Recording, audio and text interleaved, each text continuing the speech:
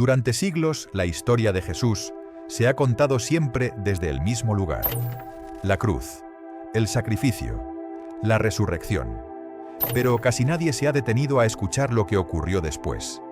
No lo que se predicó a las multitudes, sino lo que se reveló en silencio a quienes estuvieron más cerca. Porque las verdades más profundas nunca se gritan, se susurran.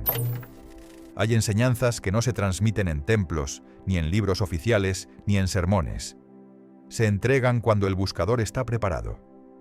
Y Jesús, después de la resurrección, no volvió a hablar como antes. Ya no hablaba para convencer, hablaba para despertar. Lo que reveló entonces no tenía que ver con creer más, sino con transformarse por dentro. Y esto importa, porque si es cierto, entonces la espiritualidad no trata de obedecer. La culpa no es el camino, y la salvación no viene de fuera. Importa porque todos, en algún momento, hemos sentido miedo a fallar, miedo a no ser suficientes, miedo a estar separados de lo divino. Y si Jesús habló después de atravesar la muerte, lo que dijo no fue teoría, fue experiencia. La pregunta no es si esto es verdadero o no. La pregunta es, ¿y si la parte más importante de su mensaje nunca fue lo que dijo antes de morir, sino lo que reveló después? Porque eso lo cambia todo. El descenso, la primera enseñanza oculta. Después de la resurrección, Jesús no volvió a ser el mismo. Y no solo porque hubiera vencido a la muerte, sino porque había atravesado algo que todo ser humano, tarde o temprano, debe atravesar. Según antiguas tradiciones, lo primero que explicó a sus discípulos fue esto: antes de elevarse, el ser humano debe descender, no a un lugar físico, sino a su propio interior. Jesús habló del descenso a lo más profundo del alma, al lugar donde habitan el miedo, la duda, la culpa, la sensación de abandono, esa voz interior que susurra: no eres suficiente. Porque todos hemos sentido eso alguna vez. Todos hemos atravesado momentos en los que la fe no consuela, las palabras no sirven y la oscuridad parece ganar terreno. Jesús no les dijo que evitaran ese lugar. No les dijo que lo reprimieran. No les dijo que rezaran para huir de él. Les dijo que entraran conscientemente, que no se puede despertar sin antes mirar lo que duele, que no se puede renacer sin antes morir a la vieja identidad. Porque lo que no se enfrenta, gobierna desde las sombras. Jesús explicó que la verdadera caída no es sentir miedo, sino negarlo. Que el verdadero pecado no es la oscuridad, sino la inconsciencia. Y aquí la enseñanza se vuelve profundamente humana. Porque cuando evitamos nuestras emociones, cuando reprimimos el dolor, cuando fingimos estar bien por fuera mientras algo se rompe por dentro, nos alejamos de nosotros mismos. Jesús mostró que el descenso no es castigo, es preparación. Que atravesar la noche interior no significa estar perdido, significa estar cerca de un cambio.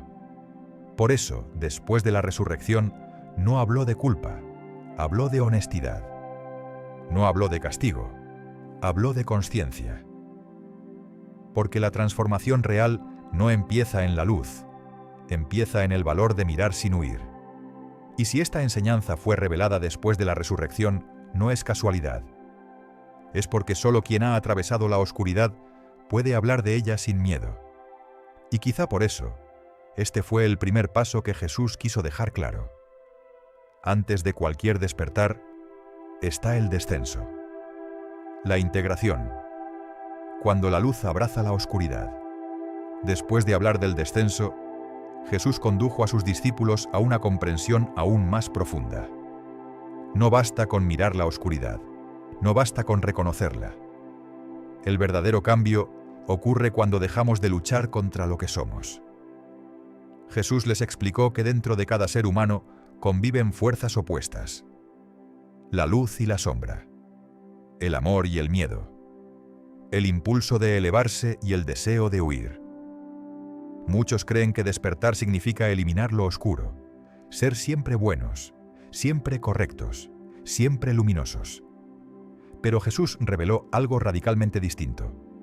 Dijo que quien intenta ser solo luz se fragmenta por dentro. que negar una parte de uno mismo no es santidad, es división. Y toda división interna termina generando conflicto, culpa y sufrimiento.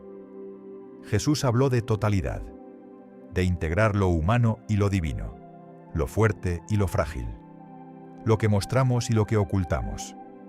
Porque solo cuando dejamos de rechazar partes de nosotros, esas partes dejan de dominarnos. No se trata de justificar cualquier impulso, no se trata de actuar desde la sombra, se trata de reconocerla, comprenderla y transformarla en conciencia. Jesús mostró que la verdadera pureza no nace de la represión, sino de la integración. Que el amor auténtico no excluye, incluye. Y que el ser humano completo no es el que nunca cae, sino el que aprende a abrazar sus contradicciones sin perder la conciencia. Por eso, después de la resurrección, Jesús no habló de perfección, habló de totalidad. Porque cuando la luz deja de luchar contra la oscuridad, algo nuevo emerge. El renacimiento. Morir a la vieja identidad. Después del descenso y de la integración, Jesús habló del paso que transforma todo. El renacimiento. Pero no como un evento externo, ni como un milagro reservado a unos pocos. Lo describió como un cambio profundo de identidad. Jesús explicó que nadie puede renacer sin antes dejar morir aquello a lo que se aferra.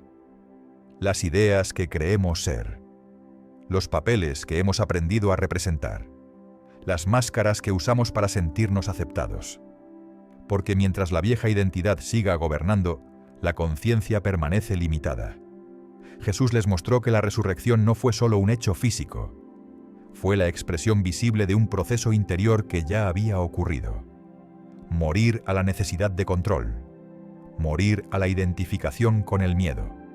Morir a la imagen que el ego sostiene para sobrevivir. Y aquí aparece una verdad incómoda. El ego no quiere morir, quiere mejorar, quiere ser reconocido, quiere ser especial. Pero Jesús fue claro. El renacimiento no ocurre cuando el ego se fortalece, sino cuando se rinde, cuando deja de ocupar el centro y permite que algo más amplio emerja. Jesús habló de una conciencia que no se define por la historia personal, ni por el pasado, ni por los errores cometidos.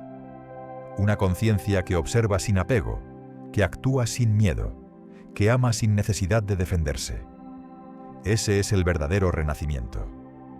No convertirte en alguien nuevo, sino recordar lo que eres cuando dejas de sostener lo que no eres. Por eso, después de la resurrección, Jesús no invitó a imitar su forma, sino su proceso. Morir por dentro para vivir de verdad. Y ese paso, aunque silencioso, cambia para siempre la forma de estar en el mundo. La enseñanza que no convenía al poder. Después de compartir este camino interior, Jesús fue consciente de algo. Estas enseñanzas no serían cómodas, no porque fueran falsas, sino porque devolvían el poder al ser humano. Jesús sabía que una persona que desciende a su interior, integra sus sombras y renace en conciencia, ya no puede ser controlada desde el miedo. No necesita intermediarios para encontrarse con lo divino. No necesita amenazas para comportarse. No necesita culpa para obedecer. Por eso, este tipo de revelación no podía convertirse fácilmente en doctrina pública. Jesús habló de un reino que no se construye fuera, ni se sostiene con estructuras, ni se impone con autoridad. Habló de un reino que se revela dentro, y eso era profundamente peligroso para cualquier sistema basado en jerarquía y control. Porque cuando el acceso a lo sagrado es interior, ninguna institución puede monopolizarlo. Jesús no negó la importancia de la comunidad, no rechazó el acompañamiento, pero dejó claro que el camino no podía ser recorrido por otro. Cada discípulo debía atravesar su propio descenso, integrar sus propios opuestos y vivir su propio renacimiento. Y con el paso del tiempo, muchas de estas palabras se volvieron incómodas. No porque fueran erróneas, sino porque no servían para gobernar conciencias. Así, la experiencia fue reemplazada por creencia, el camino interior por normas externas, la transformación por obediencia. Pero el mensaje no desapareció, sobrevivió en los márgenes, en tradiciones silenciosas, en buscadores sinceros. en aquellos que siguieron mirando hacia adentro cuando todo invitaba a mirar fuera. Porque la verdad que no conviene, al poder no se destruye, se esconde y espera a que alguien vuelva a escucharla. La revelación que continúa en ti. Después de la resurrección, Jesús no dejó un libro, no fundó una institución, no estableció un sistema de creencias obligatorio, dejó un camino que no se recorre hacia afuera, sino hacia adentro. Lo que reveló a sus discípulos no fue una verdad para memorizar, sino una experiencia para vivir. Descender cuando llega la oscuridad. Integrar lo que duele en lugar de rechazarlo. Morir a la vieja identidad para renacer en una conciencia más amplia. Ese fue el mensaje que no siempre se contó. No porque se hubiera perdido, sino porque solo puede comprenderse cuando se está preparado para escucharlo. Jesús no habló de convertirse en alguien especial. Habló de dejar de vivir divididos. No habló de escapar del mundo, sino de habitarlo con presencia. Y quizá por eso su enseñanza sigue viva. Porque no depende del tiempo, ni de la historia, ni de las estructuras. Depende de ti. No necesitas creer en nada nuevo. No necesitas adoptar una forma externa. Solo detenerte, mirar hacia adentro y escuchar. Porque lo que Jesús reveló después de la resurrección no terminó con sus discípulos.